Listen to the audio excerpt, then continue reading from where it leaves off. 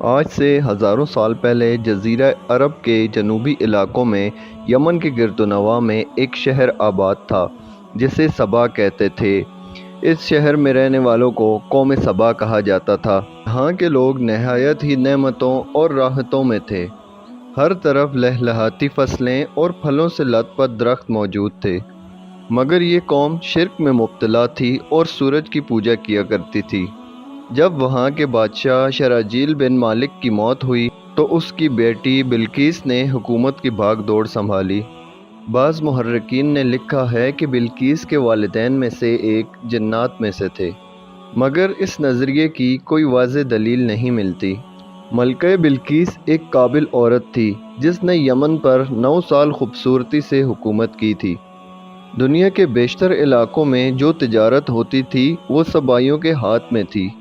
یہی وجہ تھی کہ یہ قوم نہایت ہی دولت مند تھی، مگر یہ وہ زمانہ تھا جب مشرق سے مغرب تک ایک عظیم مہد بادشاہ کی طاقتور حکومت اور جاہ و جلال کا ڈنکا بجتا تھا، جسے تاریخ میں سلیمان ابن داؤد کے نام سے جانا جاتا ہے۔ حضرت سلیمان علیہ السلام کی حکومت دنیا کے بیشتر ممالک پر تھی، جس کا دارالخلافہ یروشلم شہر تھا۔ آپ کو ہوا، جنات، جانوروں اور چرند و پرند پر حکمرانی دی گئی تھی۔ ایک دفعہ کا واقعہ ہے کہ حضرت سلیمان علیہ السلام نے دربار لگایا جس میں جن و انس، جانور، چرند و پرند سب حاضر ہوئے، مگر ان کا چہیتا پرندہ ہدہد غائب تھا۔ آپ نے فرمایا کہ ہدہد کہاں ہے، اور پھر کہا کہ ہدہد اگر اپنی غیر حاضری کی کوئی مناسب وجہ نہ بیان کر سکا تو اسے ذبح کر دیا جائے گا۔ ابھی یہ گفتگو ہو ہی رہی تھی کہ ہدہد حاضر ہو گیا۔ پوچھا گیا کہ تم کہاں تھے؟ ہدہد نے نہایت ہی احترام سے جواب دیا کہ اے اللہ کے پیغمبر، میں اڑتے اڑتے ایک ایسے شہر پہنچ گیا جہاں لوگ شرک میں مبتلا تھے۔ وہ آگ اور سورج کی پوجا کرتے ہیں۔ ان کی ایک رانی ہے جسے وہ بلقیس کے نام سے پکارتے ہیں۔ وہ ایک بہت بڑے تخت پر بیٹھ کر حکومت کرتی ہے۔ اس کے تخت میں قیمتی ہیرے جواہرات لال زمرد جڑے ہوئے ہیں، اور اس کے پاس تمام شاہی سامان آرائش و نمائش کے لیے موجود ہے۔ حضرت سلیمان علیہ السلام نے کہا کہ اگر تمہاری بات سچ ہے تو میرا خط اس ملکہ تک پہنچاؤ، تاکہ وہ خط پڑھنے کے بعد باز آ جائے، اور خط پڑھنے کے بعد تم وہاں ہی بیٹھو اور اس کا رد عمل دیکھو کہ وہ کیا کہتی ہے، اور پھر آ کر مجھے خبر دینا۔ حضرت سلیمان علیہ السلام نے خط روانہ کیا، جو کچھ یوں تھا: شروع اللہ کے نام سے جو نہایت مہربان اور رحم کرنے والا ہے۔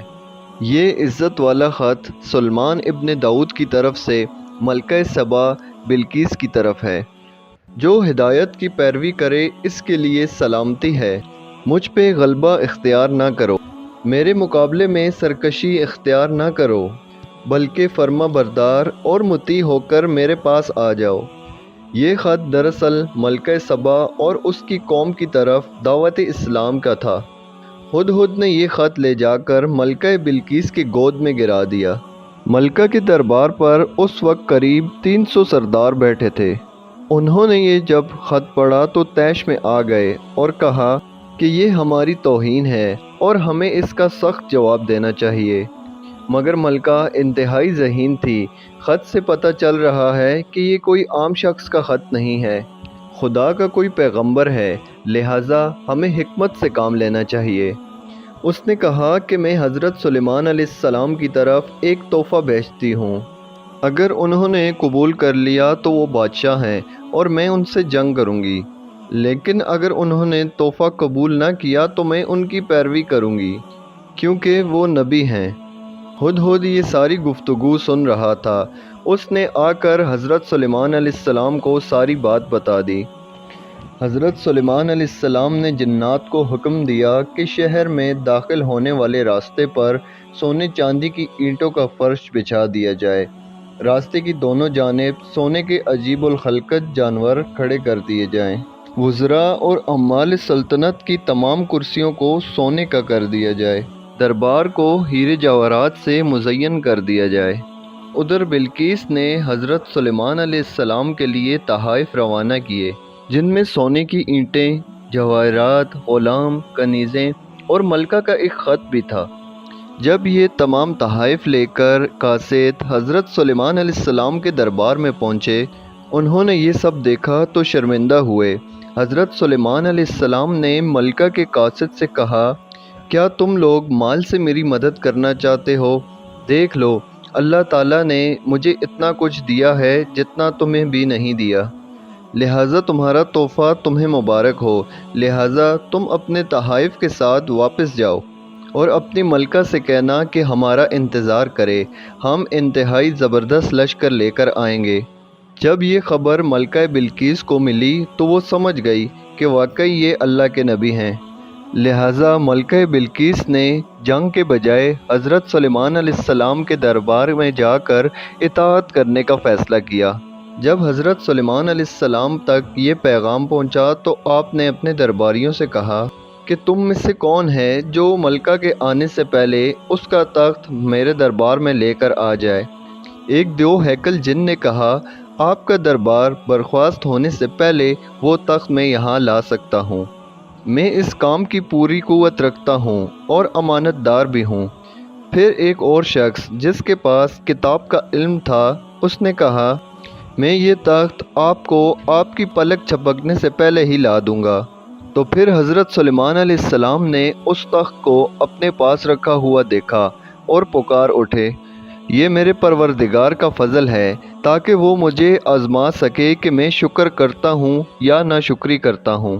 اگر کوئی شکر کرتا ہے تو اس کا شکر اپنے لیے ہی مفید ہے، اور اگر کوئی ناشکری کرے تو میرا پروردگار بے نیاز ہے اور اپنی ذات میں بزرگ برتر ہے۔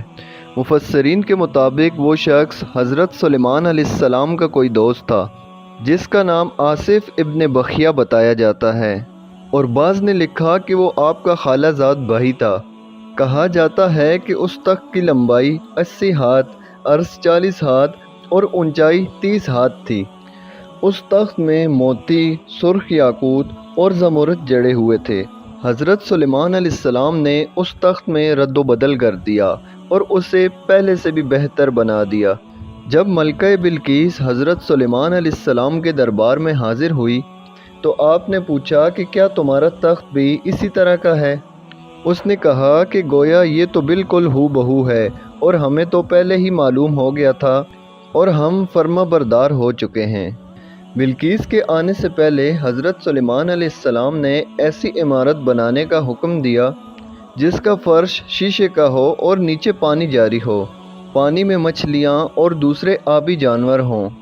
حضرت سلیمان علیہ السلام اس عمارت میں اپنے شاہی تخت پر جلوہ افروز تھے، اور شیشے کے نیچے سے پانی اپنی پوری آب و تاب سے بہہ رہا تھا، جبکہ اس کے اوپر شیشہ نظر نہیں آتا تھا۔ بلقیس کو اس عمارت میں لایا گیا۔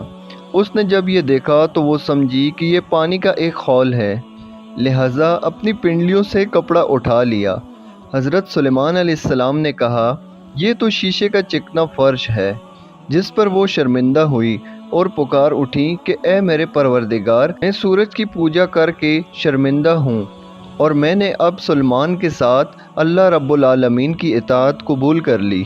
لہٰذا بلقیس پر یہ ظاہر ہو گیا کہ جس طرح وہ شیشے کے صحن کو پانی میں لہریں مارنے والا گہرا حوض سمجھ بیٹھی، اسی طرح اس نے اور اس کی قوم نے سورج کی چمک دھمک دیکھ کر اسے معبود اور خدا سمجھ بیٹھے۔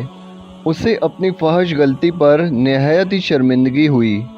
بعض مورخین نے لکھا کہ اس واقعے کے بعد ملکہ سبا مسلمان ہو گئی اور حضرت سلیمان علیہ السلام کے نکاح میں آ گئی، جبکہ بعض نے لکھا کہ آپ نے بلقیس کو یمن واپس بھیج دیا، اس کے لیے وہاں 3 بڑے محل تعمیر کروائے۔